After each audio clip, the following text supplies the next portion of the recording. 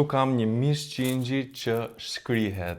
Ishte hera e parë që e përgatisja në këtë mënyrë, pra është si një tip zarfi i cili bën që mishi të gatuhet në brendësi. Shikoni pak sa i shkrifët që është. Për marinimin nuk kam përdorur vaj ulliri, lëng limoni, sigurisht krip piper, por i shtova edhe disa erza si spec të kuq pluhur, rigon, rozmarin pluhur, edhe pak hudër të grirë sepse i shkon shumë hudër të freskët, dhe kjo është masa ku do të marinojmë të gjithë mishin që të marrin nga të gjitha anët. Do ta mbulojmë me celefonin nga fino, dhe ta lëmë të marinojë për diku tek gjysmore. Ndërkohë këtu jemi duke përgatitur atë që ju thash se është si një tip zarfi. Do të vendosim letrën e aluminit poshtë dhe në kontakt me mishin duhet të jetë letra e furrës. Pjekja bëhet për diku tek 3 orë, pra është shumë e ngadalë, diku tek 180 gradë. Ta provoj.